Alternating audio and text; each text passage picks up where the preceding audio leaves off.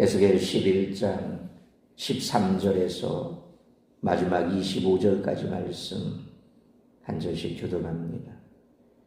이에 내가 예언할 때에 브나야의 아들 블라디아가 죽기로 내가 엎드려 큰 소리로 부르짖어 이르되 오호라 주 여호와여 이스라엘의 남은 자를 다 멸절하고자 하시나이까 하니라.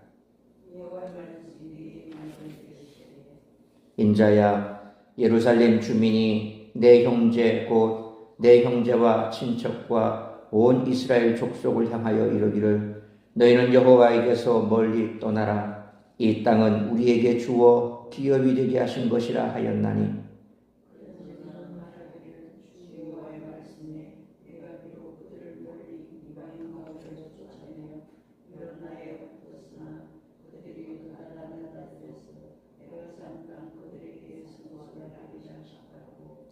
너는 또 말하기를 주 여호와의 말씀에 내가 너희를 만민 가운데에서 모으며 너희를 흩은 여러 나라 가운데서 모아내고 이스라엘 땅을 너희에게 주리라 하셨다 하라.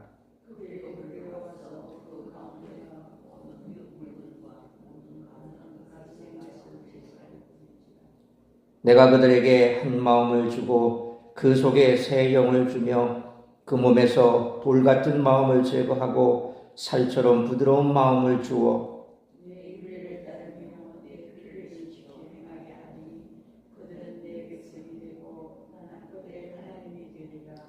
그러나 미운 것과 가증한 것을 마음으로 따르는 자는 내가 그 행위대로 그 머리에 갚으리라. 나 주 여호와의 말이니라.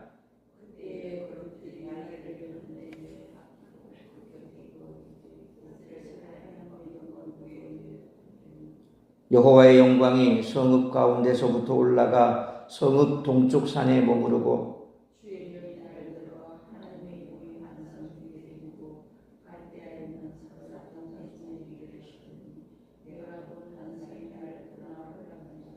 (25절) 같이 읽습니다. 내가 사로잡힌 자에게 여호와께서 내게 보이신 모든 일을 말하니라. 아멘. 하나님의 심판이 언약 백성들을 전부 제거하는 것이 아니라면 남은 이들은 과연 누구일까요? 이 질문 때문에 예루살렘 주민들은 자신들이 남게 된다고 확신하며 포로로 끌려간 이들은 자격이 없다고 판단하는 무례하고 교만한 태도를 보였습니다. 그러나 하나님은 여러 이방으로 흩어보낸 유다 포로들이 바로 남은 자들이라고 말씀하십니다.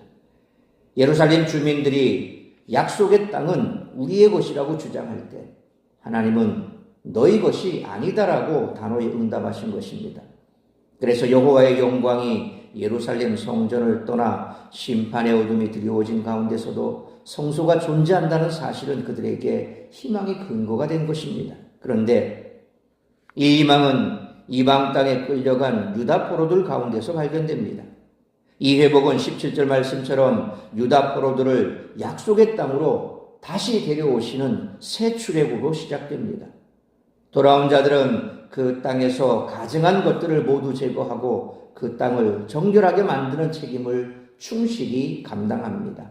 이것이 하나님의 회복의 역사에 동참하는 남은 자의 모습입니다.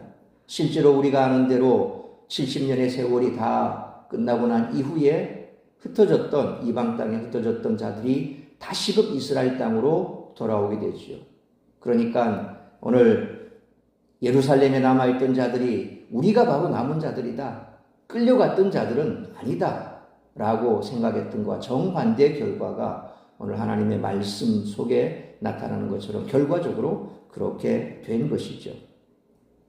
약속의 땅은 정결함을 회복할 것입니다. 그리고 하나님은 그들이 그곳에 거주할 수 있도록 그들의 마음과 영을 정결하게 하시고 언약 백성의 정체성을 드러내게 하십니다.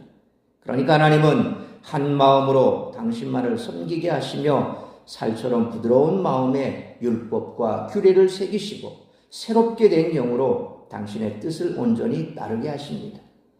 이러한 변화는 전적으로 하나님에 의해서만 가능하며 이는 남은 자가 땅을 정결하게 하는 책임을 감당하는 동력이 됩니다. 이 모든 회복은 결국 언약 백성을 새롭게 다시 세우시는 것으로 향합니다.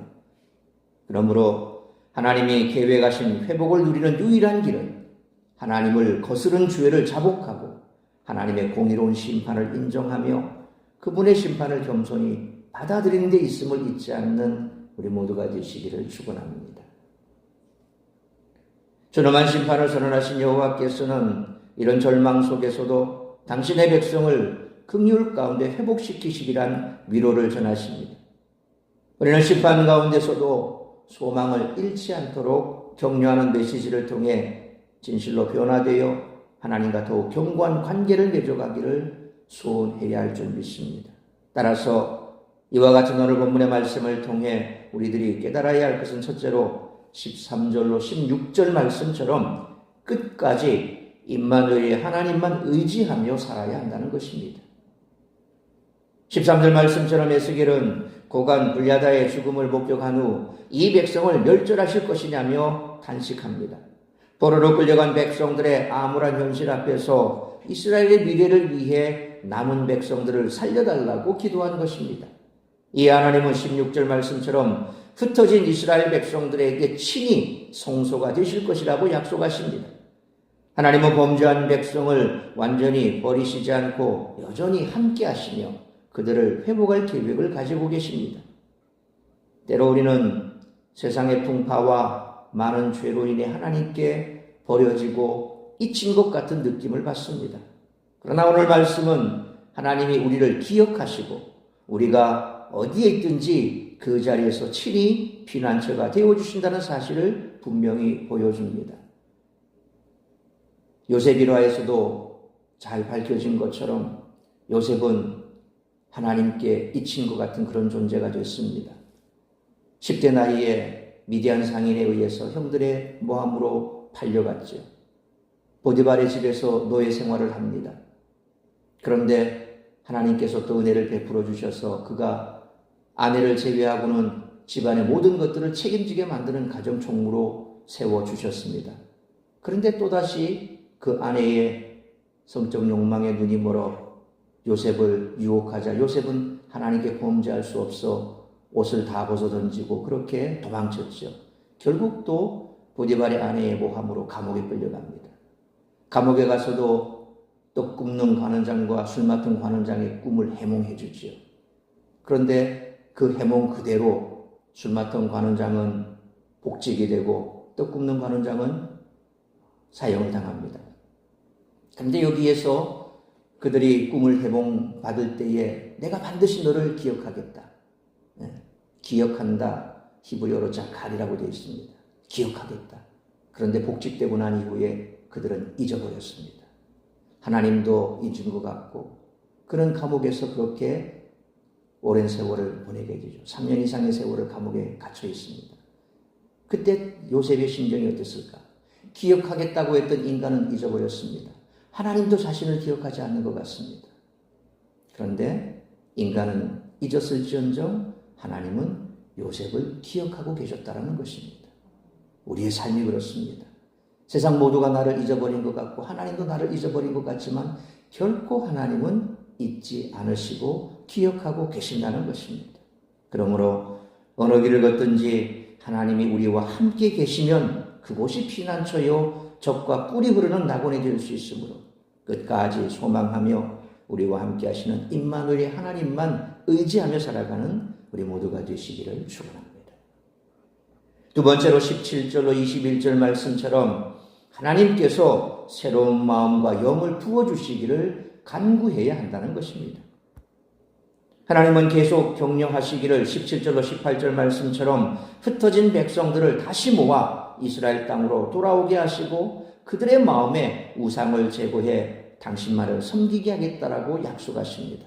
특별히 19절 말씀처럼 그들에게 한 마음과 새 영을 주며 돌 같은 마음을 제거하고 살처럼 부드러운 마음을 주겠다라고 말씀하시며 심령을 근본적으로 친히 변화시킬 것이라고 강조하십니다. 호세아 선지자는 호세아 10장 12절에 너희가 자기를 위하여 공의를 심고 인애를 거두라 너희 묵은 땅을 기경하라 지금 이곳 여호와를 찾을 때니 마침내 여호와께서 오사 공의를 비처럼 너희에게 내리시리라 라는 말씀처럼 마치 묵은 땅을 갈아엎듯이 마음을 새롭게 하여 여호와를 찾고 찾으라고 요청했습니다. 이 모두는 정치적 해결이나 외적 회복을 넘어 내면의 진정한 변화를 통해 하나님의 백성다운 삶을 온전히 살도록 하시겠다라는 하나님의 열심을 보여주십니다. 이처럼 하나님은 우리를 근본부터 변화시키시는 그런 분입니다. 20절로 21절 말씀처럼 마음의 변화는 주인이신 하나님의 명령과 규례를 지키는 기본적인 삶의 태도로 드러날 것이며 끝까지 회개하지 않는 자는 심판을 면치 못할 것입니다. 그러므로 긍휼이 많으신 하나님이 우리의 굳은 마음을 부드럽게 하시고 새로운 마음과 영을 부어주시기를 간구하며 그의 합당한 태도와 반응으로 새로운 삶을 살아가는 우리 모두가 되시기를 축원합니다. 세 번째로 22절로 마지막 25절 말씀처럼 하나님의 징계를 통해서도 새로운 소망을 품을 수 있다는 것입니다. 22절로 25절 말씀처럼 하나님의 영광이 예루살렘 성전에서 떠나 동쪽 산으로 옮겨가는 환상은 하나님의 심판이 불가피함을 보여주는 장면입니다. 에스겔이 포로들에게 이 모든 환상을 전했을 때 그들은 경고의 의미를 깨닫고 회개하며 새로운 소망을 품게 되었을 것입니다. 에스겔은 이후 43장 2절 말씀처럼 떠났던 하나님의 영광이 동쪽에서 다시 오는 것을 환상으로 봅니다. 지금 에스겔서는 포로로 잡혀가 있는 상황에 있는 포로지에 있는 그들의 백성들을 향해서 하나님이 주신 환상입니다. 예루살렘의 사람들은 그대로 남아있는 사람들이 있고 에스겔은 지금 포로로 잡혀와 있는 상황입니다. 그러니까 에스겔은 환상 가운데 남아있는 예루살렘에서 어떤 일이 벌어지는가에 대해서 하나님이 보여주신 것이고 지금 그가 선포하는 대상은 포로로 잡혀있는 포로로 끌려와 있는 하나님의 백성들에게 말씀을 전하는 거죠. 그러니까 지금 하나님께서 보여주신 것은 예루살렘에 남아있는 자들은 우리가 남아있는 자들이고 우리는 하나님의 진노를 피한 자들이고 우리가 진정 남아있는 자라고 착각했지만 하나님은 뭐라고 얘기합니까? 너희가 아니다. 이 포로로 잡혀있는 끌려와 있는 그들 포로로 끌려와 있으니까 아무런 소망이 없습니다. 하나님도 우리를 버린 것 같다고 생각합니다. 그런데 정작 반대의 말을 하죠. 너희가 남아있는 자들이다. 그래서 너희가 지금 이 포로로 잡혀있지만 하나님께서 너희와 함께 하시고 하나님이 너희를 기억하고 있다. 그러니까 하나님께서 새 영을 부어주시고 너희 굳은 마음을 제거하실 것이다. 결국 그 일 돌아와서 다시금 새로운 이스라엘을 만들 책임은 너희에게 있다. 그러니 너희가 지금 돌이켜라. 새로운 마음, 새로운 뜻을 품고 절망하지 마라. 그것을 지금 얘기하고 있는 것이죠. 에스겔은 이후 43장 2절 말씀처럼 떠났던 하나님의 영광이 동쪽에서 다시 오는 환상을 보여주면서 하나님께서 결국 다시 회복시키실 것에 대해서 이후로 다시금 에스겔에게 환상을 통해서 소망을 품게 하십니다. 결국 오늘 본문의 환상은 영원히 떠나시는 하나님의 뒷모습이 아니라 다시 오시리라는 약속으로 격려하시는 내용임을 알 수 있는 것입니다. 우리 역시 하나님의 심판을 통해 하나님께 더욱 가까이 나아갈 수 있음을 잊지 말아야 합니다. 주님이 떠나가시면 우리에겐 소망이 없습니다. 그래서 시편 시인의 고백처럼 주의 영을 나에게서 거두지 마옵소서라고 그렇게 눈물로 기도했던 사실 다윗의 입장에서 보면 우리아를 죽이고 바세바와 동침해서 범한 이후에 그가 겪었던 수많은 고초들 첫 번째 아이가 하나님의 징계로 말미암아 세상을 떠나가는 그 참혹한 현실과 그 이후에 벌어졌던 모든 일들을 겪으면서 그는 깨달았던 것이죠. 하나님 앞에 죄를 범하고서는 온전할 수가 없구나. 그러면서 나의 주의 영을 내게서 거둬가지 말라고 그렇게 눈물로 기도했던 모습을 우리가 생각합니다. 결국 범죄한 이후에 우리가 할 수 있는 것은 단 하나입니다. 하나님께서 우리에게 말씀하실 때 돌이키는 겁니다. 돌이키면 소망이 생기게 되어 있습니다. 끝까지 돌이키지 않으면 멸망할 수밖에 없고 주님께서 떠나가시면 결국 우리에게는 아무런 소망도 남지 않는다는 겁니다. 그러므로 하나님의 징계를 통해서도 새로운 소망을 품고 하나님께 더욱 가까이 나아가는 우리 모두가 되시기를 축원합니다. 사랑하는 성도 여러분, 하나님은 흩어진 자들을 기억하시고 새 마음과 영을 부어주시며 당신의 영광을 드러내십니다. 그러므로 어떤 상황 속에서도 하나님을 신뢰하며 소망을 잃지 않고 임마누엘의 하나님만 의지하며 살아가야 할 뿐만 아니라 주님이 주시는 새로운 마음으로 변화되어 새로운 소망을 품고 날마다 하나님께 더욱 가까이 나아가 하나님의 백성답게 살아가는 우리 모두가 되시기를 주님의 이름으로 축원합니다. 기도하겠습니다. 들어가신 아버지 하나님, 은혜와 사랑을 감사합니다. 오늘 우중에라도 이 새벽을 깨워 말씀으로 예배로 하루를 시작하게 하시니 감사합니다. 오늘 주신 말씀 가슴에 새기며 늘 우리가 안전하다 평안하다 할 때에 결국 우리에게 큰 어려움이 닥치게 되어 있습니다. 하나님께서 우리에게 어려움을 주심은 돌이키라는 신호입니다. 하나님께서 사인을 주실 때 그 사인의 의미가 무엇인지 우리는 깨달아야 합니다. 내가 주일 성수하고 예배드리고 그래서 나는 안전하고 평안할 것이라고 착각해서는 안 됩니다. 늘 원수마귀 사탄은 우는 사자와 같이 산길자를 두루 찾아다닌다고 했습니다.